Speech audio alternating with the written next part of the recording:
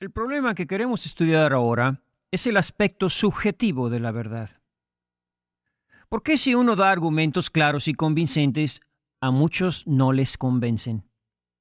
¿Por qué si probamos con argumentos razonables y evidentes que Dios existe, algunos se niegan a creer?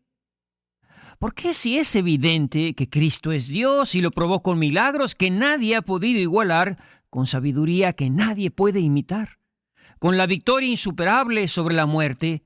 ¿Por qué la gente sigue rechazando a Cristo y creyendo que Buda, Confucio, Mahoma y Perico de los Palotes son iguales o mejores que él?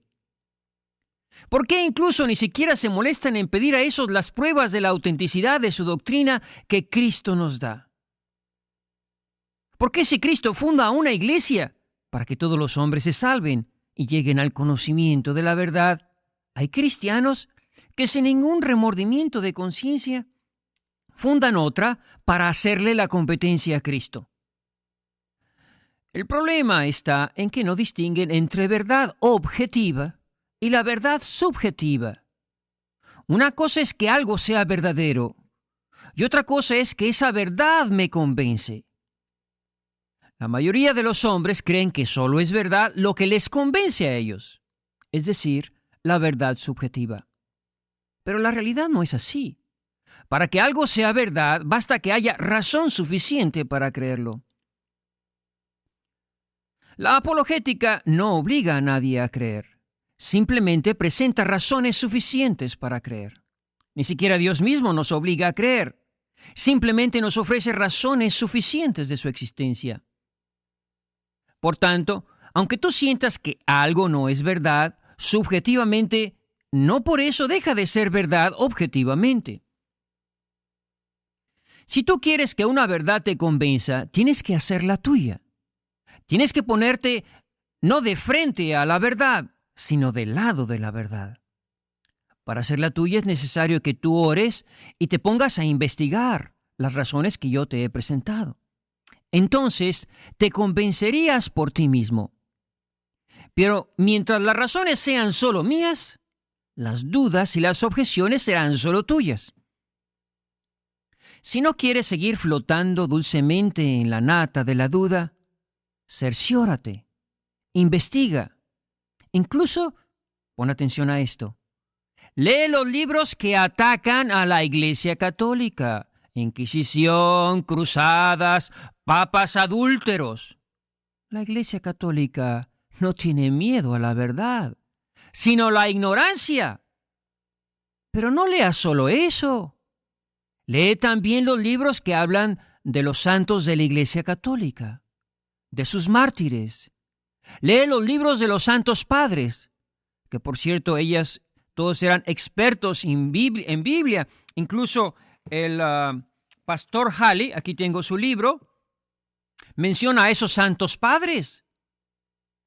Ese señor nunca leyó a los santos padres, porque si hubiera hecho, se hubiera convertido. ¿Cómo puedes tener un criterio bien formado si solo prestas oídos a las críticas, si solo lees aquellos libros que te convencen de tus propios prejuicios? Entonces no me vengas con el cuento de que mis razones no te convencen. Más bien di que tú sientes que te estoy engañando y por tanto prefieres darle al sentimiento la razón que ponerte a investigar la verdad. Pero si además de creer que dudar de todo y confrontar todo, pero además, repito, pero si además de creer que dudar de todo y confrontar toda certeza es señal de inteligencia, le presentas a ese hombre una verdad que exige cambiar de actitud de vida, entonces la duda se hace vicio. Si yo empiezo a hablar en la radio de que creo en los marcianos, de que creo en los caballos voladores, nadie se enfadaría, todos estarían muy contentos. Pero ¿por qué se molestan cuando les expongo la fe católica? Si lo que yo digo es fantasía, mis fantasías no les deberían molestar. Pero entonces, ¿por qué se molestan? Porque si es verdad lo que yo digo, no solo están equivocados ellos, sino que tienen que dejar las copias y venirse con la original.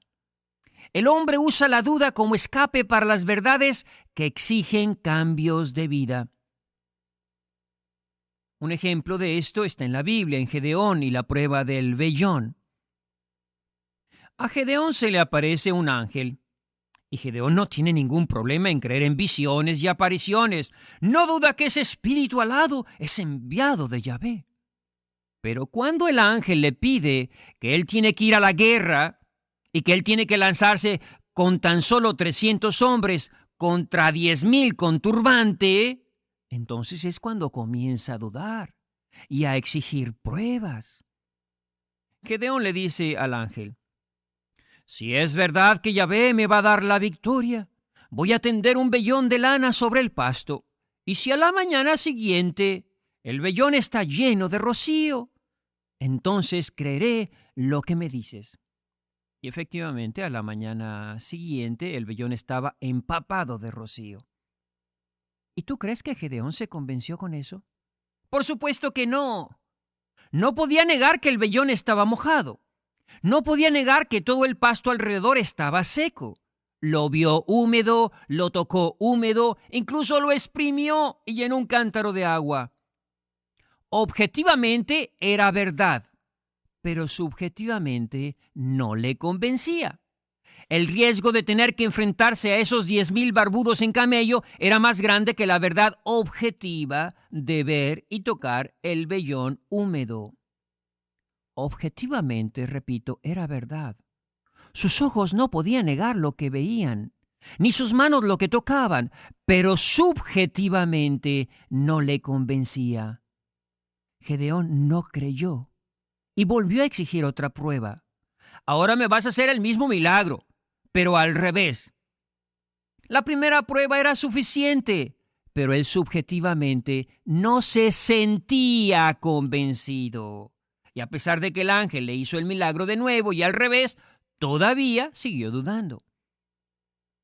El temor al riesgo de perder la vida en la batalla le hacía dudar de todas las pruebas que le daba el ángel. Objetivamente era verdad, pero subjetivamente sus temores eran más grandes que su fe. Y por eso prefiere aferrarse a la duda que asentir a la verdad. El hombre moderno es igual. Quiere creer, pero sin riesgo, sin exigencia y sin compromiso. La fe que la Iglesia Católica nos presenta y que Cristo pide a sus seguidores es de otro tipo. Exige renuncia, riesgo, compromiso y fidelidad hasta la muerte. El que perseverare hasta el fin, ese se salvará. Por tanto, si dudas, si no crees lo que yo te estoy diciendo, cerciórate. Si está cierto, comparte la fe. Si la perdiste, recupérala. Sigamos hablando de la diferencia entre verdad objetiva y verdad subjetiva. ¿Por qué a mucha gente le gusta creer en extraterrestres, en ángeles, y que si te mueres, no importa lo que hagas, te vas a encontrar con una luz hermosísima? ¿Por qué hay cristianos que dicen que todas las iglesias son iguales, aunque todos sabemos que Cristo fundó una y única iglesia? ¿Por qué creen eso? Porque es más fácil vivir así. Porque así me siento libre para rechazar algo cuando no me gusta o dejar la iglesia cuando no me va. Las verdades que aceptamos sin discusión son las que no exigen cambios de vida, ni compromiso, ni ninguna responsabilidad. En cambio, si una verdad me incomoda y me exige, entonces yo siento que tiene que ser falso. Pero la verdad objetiva es verdad aunque no me guste, aunque no la entienda. En la Biblia hay muchos ejemplos de cómo los hombres muchas veces prefieren la verdad subjetiva a la verdad objetiva. Cuando Esteban, por ejemplo, confronta a sus adversarios, ellos están rechinando los dientes. No pusieron atención a los argumentos de Esteban. Se dejaron llevar por sus sentimientos, por su odio. Eso mismo le sucede a Cristo en su discurso en la sinagoga, en Lucas 4:28. Cristo ahí no los está insultando. Cristo les está contando hechos verdaderos que estaban en la Biblia, en su misma Biblia. pero todos se molestan y tratan de empujar a Cristo al barranco. No ponen atención a los argumentos. Se dejan llevar por sus sentimientos. No ven la verdad objetiva. Se quedan con su verdad subjetiva. Por tanto, mientras el hombre no busque por sí mismo la verdad objetiva, nunca podrá librarse de la verdad subjetiva, es decir, de sus prejuicios, de sus odios, de sus rencores y antipatías. Por eso Cristo dijo, la verdad os hará libres. Se refería a la verdad objetiva. Esto lo tiene que entender el apologista, porque si no, a cada cosa que tú pruebas, el otro siempre está poniendo objeciones. Pero para ganar un partido no necesitas ganar por goliza. Basta ganar 1-0. Pero si el otro quiere que tus razones le obliguen a ponerse de rodillas y a darse de golpes en el pecho y decir, soy un necio, Señor, perdóname. Eso nunca lo va a lograr el apologista. Es que no me convence. Es que yo siento que el Papa está equivocado. Déjate de esques. No se trata de que te convenza. No se trata de que tú sientas. Se trata de examinar si es verdad o no es verdad lo que te digo. La verdad no depende de tu sentimiento ni de tu entender, sino de si algo es verdad objetiva o no lo es. Se trata de verificar si es verdad revelada por Dios o no lo es. Si Dios nos revela que la homosexualidad está mal, que el aborto está mal, que Cristo fundó una iglesia y que debemos obedecer a sus representantes, sucesores de los apóstoles, que debemos confesarnos, debemos creerlo y debemos obedecerlo aunque yo sienta que no me convence, aunque yo sienta feo. Tu sentimiento ni tu razón es el criterio de la verdad, sino la revelación de Dios. Y no crean que estoy hablando aquí nada más de los evangélicos.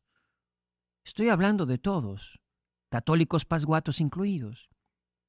Muchos cristianos no tienen problemas de creer en la Santísima Trinidad, en que Cristo se encarnó y predicó cosas bonitas, y que resucitó y es un Salvador poderoso. Ni siquiera tienen problema con tener un crucifijo ornamental en la casa. No tenemos dificultad en aceptar esas verdades, repito, mientras no sintamos que afectan nuestro comportamiento. Pero cuando la fe empieza a dictarme comportamientos, renuncias, obediencia, en cuanto el Cristo ornamental comienza a tomar vida y consistencia, es cuando ya no me empiezan a gustar las cosas y empiezo a dudar, como Gedeón, si será verdad que Cristo fundó una iglesia y de si Él estableció una autoridad visible y de si será verdad que la continencia vale para todos. A la nueva apologética, hermanos, no le basta tener razones. Es necesario conocer al hombre de hoy, comprender a esa oveja babieca que le da prioridad a los sentimientos sobre la razón. La nueva apologética se encuentra con un hombre más pronto a dudar que a creer, más pronto a poner objeciones que a estudiar y cerciorarse, un hombre que le da prioridad al sentimiento sobre la razón, y un hombre que prefiere la libertad de la incerteza a la solidez de la verdad. Y más se agrava el problema cuando usa la razón de manera restringida, una razón llena de prejuicios, de malos entendidos y de pasiones desorbitadas. El hombre del siglo XXI tiene problema no solo con los sentimientos, sino también con la razón. Le da prioridad al voto popular y a la opinión de la mayoría, cosa que está bien en la política, donde el respeto a la opinión ajena es regla básica de la convivencia pacífica, pero no lo es en el campo de la revelación divina. Imagínate el caso de una maestra de matemáticas que pregunta en clase, a ver, Pepito, ¿cuántos son 2 por 2? Y Pepito responde, 2 por 2 son 22. Muy bien, Pepito. Y ahora tú, Mariquita, ¿qué opinas? Yo opino que 2 por 2 son 18, maestra. Muy bien, Mariquita la bonita. Y ahora, Ramón, dame tu opinión. ¿Tú qué opinas? Maestra, esos niños están equivocados. 2 por 2 son 4. Pero Ramón, qué falta de respeto. Eso no se dice. En mi clase debemos respetar la opinión de los demás. Tú tienes razón, pero también la tiene Mariquita y también la tiene Pepito. ¿Qué opinarías de esa maestra? Que tiene muy buen corazón, pero como maestra de matemáticas es una inútil. En matemáticas no se trata de saber qué opinas, sino cuál es la verdad matemática. Y si una persona está equivocada, hay que decírselo. Y si no lo cree, le quitas la televisión, le quitas el Nintendo, le quitas el Internet, hasta que no aprenda la verdad matemática. Pues si es importante la verdad matemática, más lo es la verdad religiosa, porque de esta depende la salvación. No te estoy pidiendo que aceptes mis razones, sino que estudies y te cerciores. Y esto es lo que muchos no están dispuestos a hacer. Pero eso no es todo. El hombre moderno, además de darle prioridad al sentimiento sobre la razón, además de usar la razón de manera reductiva y limitada, a un entender sin ganas de eternidad, el hombre moderno está abigarrado de prejuicios.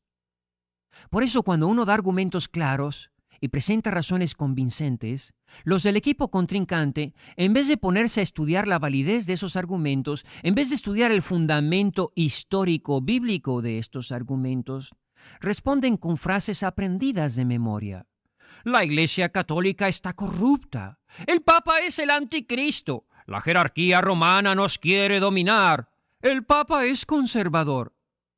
Pero esos no son argumentos, hijo. Esos son prejuicios. Eso no es doctrina.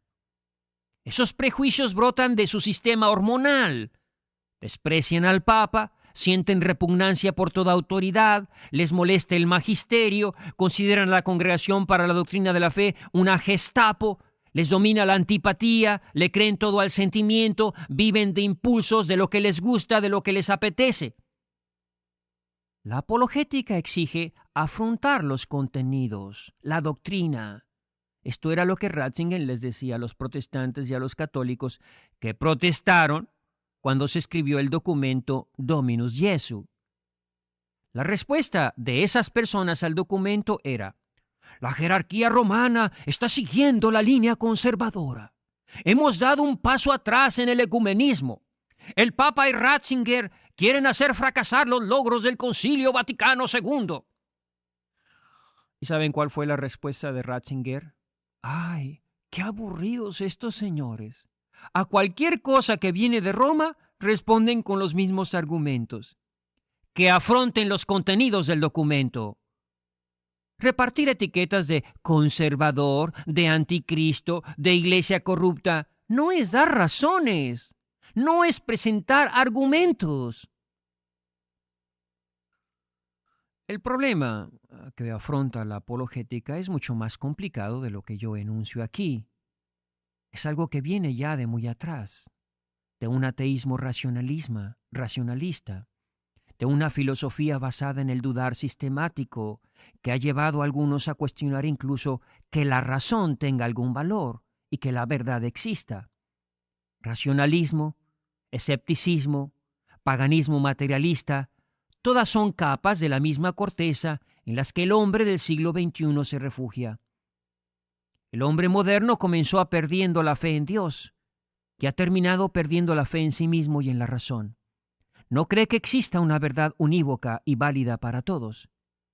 ¿Cómo podemos probar que existe Dios y que Cristo es su Hijo único si ya no creen en ninguna verdad absoluta, permanente, sólida y eterna? La apologética moderna requiere de algo más que encontrar razones claras y convincentes. Necesita comprender a un hombre enfermo de duda, amante de la sospecha, lleno de prejuicios y con el cerebro como queso suizo lleno de agujeros. Continuaremos en nuestro siguiente programa.